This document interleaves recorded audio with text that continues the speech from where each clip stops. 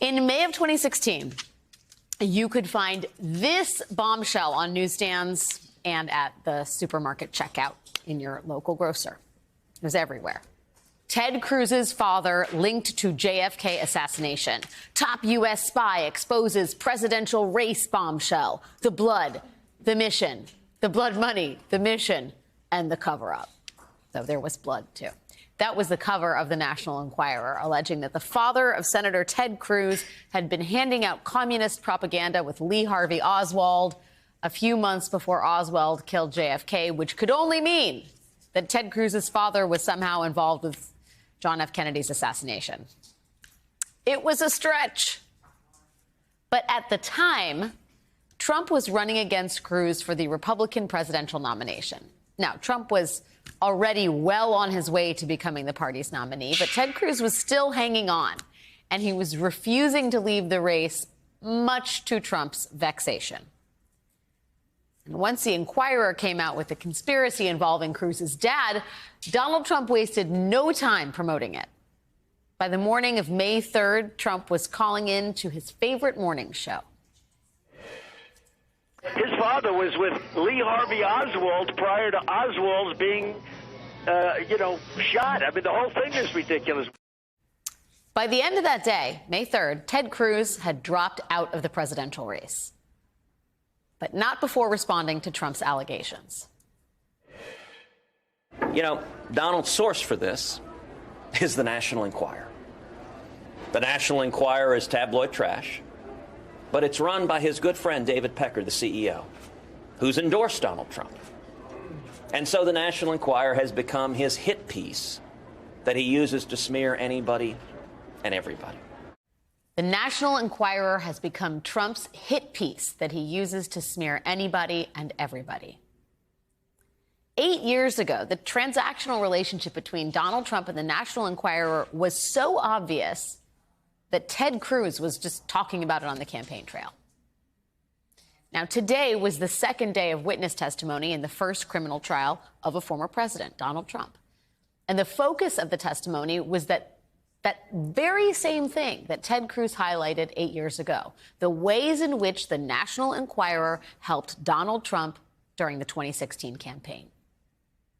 David Pecker, the former CEO of the Enquirer, testified that his tabloid would run negative stories about each of Donald Trump's primary opponents whenever they started to do well in the polls against Trump.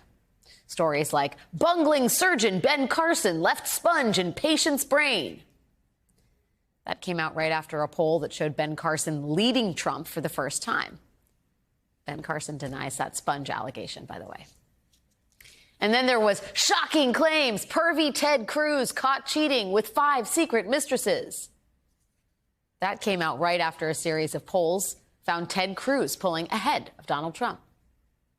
What was going down here wasn't even subtle. Trump was using the National Enquirer to smear his opponents and to undermine their candidacies. And the Enquirer was more than willing to oblige. In court today, this is how Mr. Pecker described that process. Pecker, Michael Cohen would call me and say, we would like for you to run a negative article on, let's say, for argument's sake, on Ted Cruz. Then he would send me information about Ted Cruz or Ben Carson or about Marco Rubio. That was the basis of our story, and then we would embellish it from there. Prosecutor Steinglass, you said that Michael Cohen would call you periodically and say, we would like you to run a negative story about this political opponent or that political opponent. Is that correct? Pecker, yes. Steinglass, who did you understand we to be referring to? Pecker, Michael Cohen always told me that he was not part of the campaign, so I only assumed that he was talking to Mr. Trump. When he said we, I thought he was talking about himself and Mr. Trump. David Pecker and the National Enquirer were, by his own admission, publicly influencing the 2016 election on behalf of Donald Trump at the direction of his lawyer. And then there was what prosecutors allege Pecker was doing behind the scenes to help Trump's campaign. Today, prosecutors asked Mr. Pecker about 2 negative stories about Donald Trump, stories the National Enquirer purchased the exclusive rights to and then sat on so that the accusations against Trump would not come out before the election, a process that is now known colloquially and publicly as catch and kill. The first of these involved a doorman who alleged Trump had fathered a love child with a housekeeper at Trump Tower. It was a story that the Inquirer determined untrue, but bought anyway so that it couldn't be sold to anyone else. Then there was Karen McDougal, the model and actress who, like Stormy Daniels, alleged she had an affair with Donald Trump. The Inquirer also bought the rights to her story so that she could not go public with it. And what we learned in court today is that all of this behind-the-scenes maneuvering, much like those bombshell cover stories, was for one express purpose: to help the Trump campaign. Here's Prosecutor Steinglass. Now, that part of the deal where you were going to notify them so they could buy up negative information about Mr. Trump, did that part help the National Enquirer at all? How was that going to boost sales at the National Enquirer? Pecker, no, that didn't help. Steinglass, that part doesn't have a mutual benefit. The purpose of that component was to benefit the campaign. Am I understanding you right? Pecker, that is right.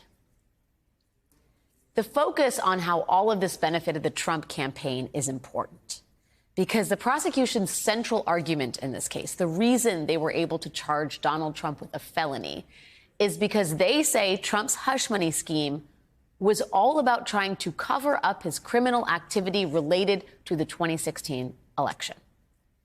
Prosecutors today revealed that they are planning to rely on Section 17152 of the New York Criminal Code, which prohibits any two or more persons from conspiring to promote or prevent the election of any person to a public office by unlawful means. And so it is important that Trump's arrangement with the National Enquirer and subsequent hush money payments wasn't just about helping Trump, the man. It was about helping Trump, the candidate, win the election.